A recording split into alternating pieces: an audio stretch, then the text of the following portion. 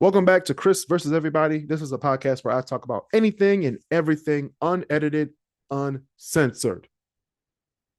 This podcast is brought to you by the Crisscross Studios YouTube channel. Go ahead and click subscribe and click the notification bell to be notified of new episodes. Thank you for your support. Now, today we're going to talk about a very disturbing picture that I saw on Instagram and Facebook, actually. It was a picture showing the United States and the different races and ethnicities that live in the United States. Now, of course, they had Black, white, Hispanic, Asian, Hispanic, non-white, blah, blah, blah, blah, blah.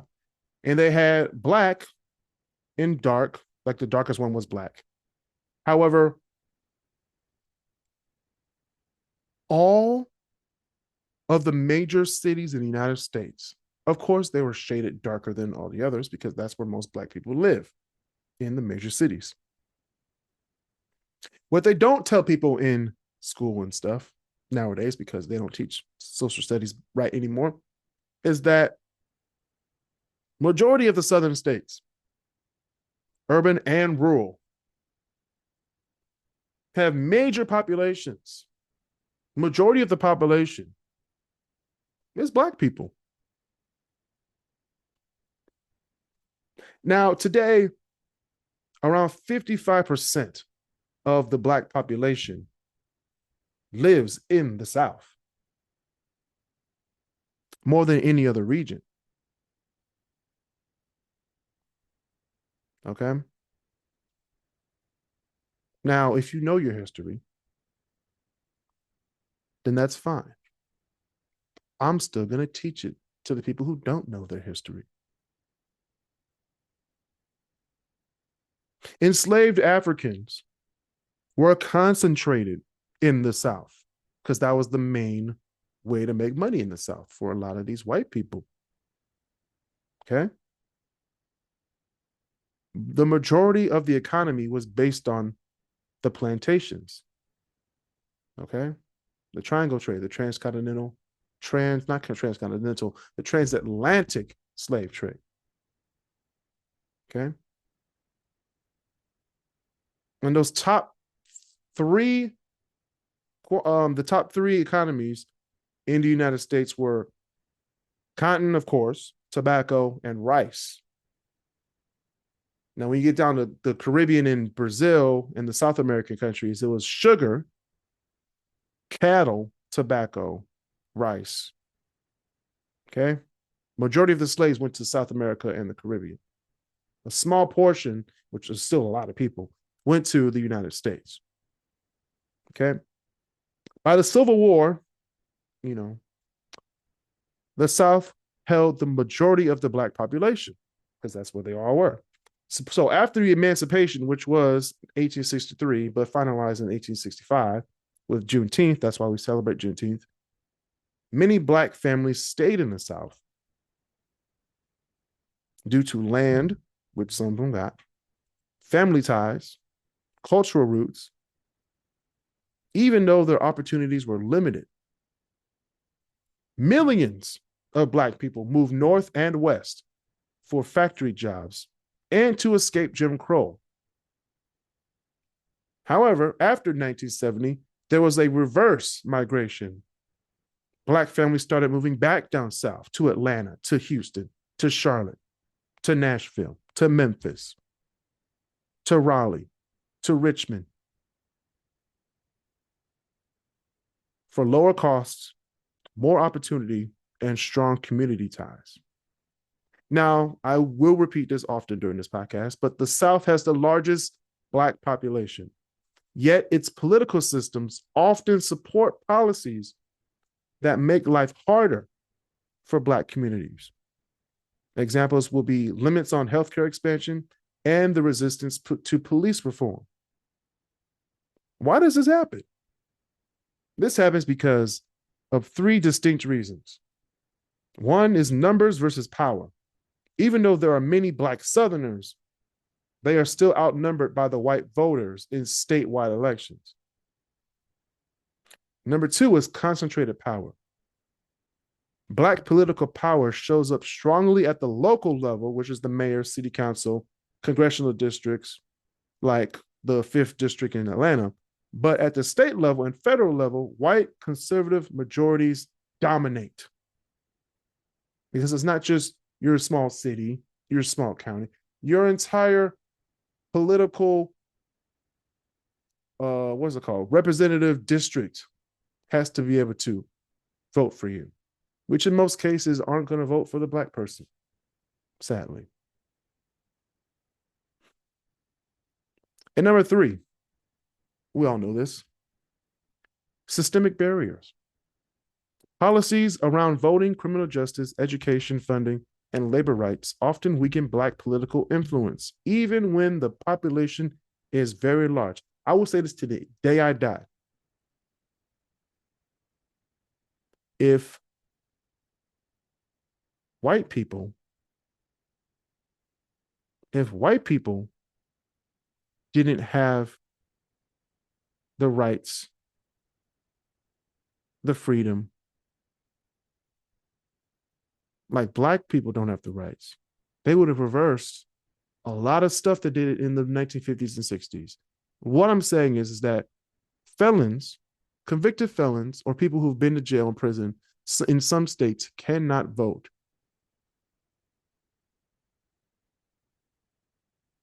You want to know why?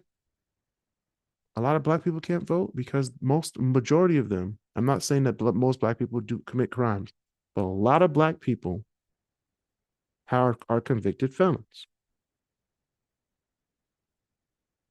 They're trying to keep us away from the most powerful thing that you can have in this country. It's your ability and power to vote.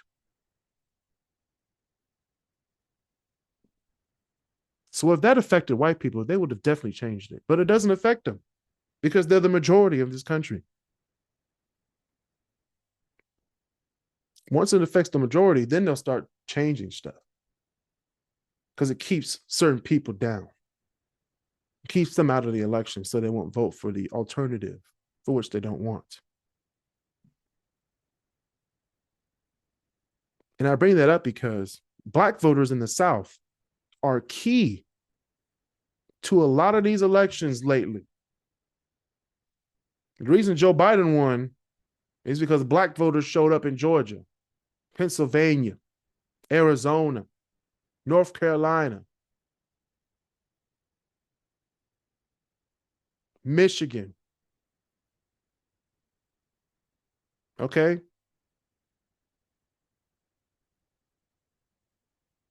They flipped Georgia blue, ladies and gentlemen, in 2020 because of the large Black turnout.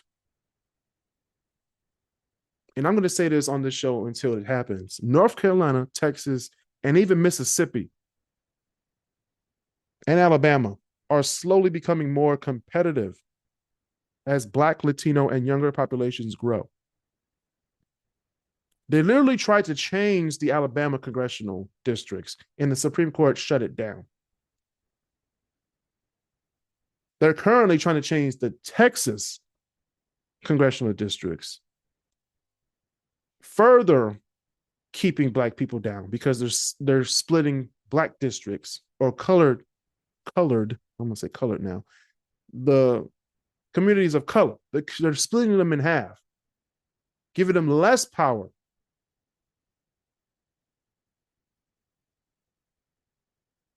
It's crazy, right? So while the South looks red now, its demographics are shifting drastically, and Black communities remain at the heart of those shifts as they become more aware of the systems built to keep them down. That's why I do this podcast. I'm here to show y'all and tell y'all what's going on. I was a geography major. I did political geography. If people learn political geography, the whole country, whether you're conservative or liberal, blue or red, if you understand the geography of politics, it will blow your mind. And yes, I'm going to talk about the main thing about political geography, the main two things that I'm very passionate about when it comes to politics. I'm going to talk about voter suppression, because that's what this whole episode is about. And one of the main tools used to quote unquote do a legal loophole for voter suppression, which is gerrymandering. Now, gerrymandering usually uses district lines that are often drawn to dilute Black political power. And some states enact voting restrictions like ID laws, limiting early voting, which is, I don't know why it's not unconstitutional, but it's 6-3 now. But it disproportionately affects Black communities. It dilutes the voting power of Black, Latino, and Asian American communities. It leads to fewer leaders from those communities in state legislators and Congress. And it reduces accountability. The elected officials don't feel pressure to respond to minority voters if they don't know that their district has been drawn to make the re-election safe. So if we don't have representation in Congress, like this, then this is the crazy thing about this. When the British came over here and settled the colony, the 13 colonies, and then England taxed them without even having the representative there for them, and they did a whole tea party and revolted and did a revolution against the government, we now celebrate July 4th. But when people in this country, particularly Black, Latino, and Asian Americans, aren't represented in Congress, the government taxes us, then tells us to shut up, and you don't expect us to revolt and do our little tea party? It's crazy, right? It's crazy. In some southern states, Black voters make up 35% of the population. But because of the gerrymandering and the suppressed turnout, they might hold less than 15% of the legislative seats. Sometimes it's just 1 or 2 in some places. This reinforces policies that don't reflect the needs of the community, like underfunded schools, harsh policing, and limited Medicaid expansion. Democracy works when every community's voice counts equally. Gerrymandering, and voter suppression undermine the principle of one person, one vote. For minority communities, it means less power to influence laws that directly affect their lives, from housing to healthcare to criminal justice.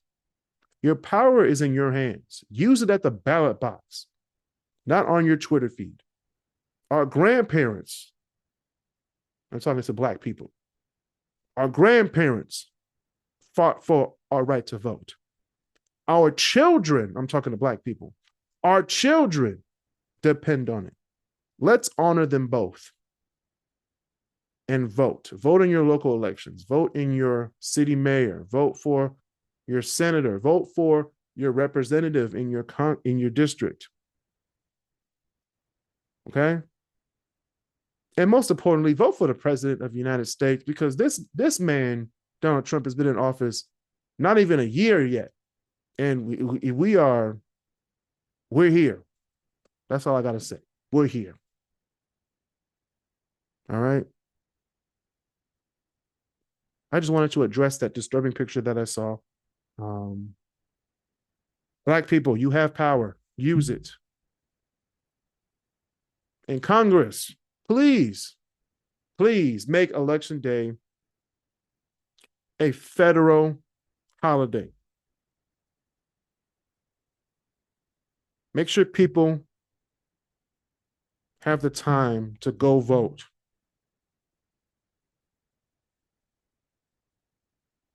Because people need to understand that voting is important. Employers need to know that voting is important, because if people you work for can't put food on the table, and then somebody you like, who's also against the people that can't put food on the table, and then they don't show up to work because they have to rob a store or rob a bank to get money, then what's going on? Because that's what we're going to see in the next few years.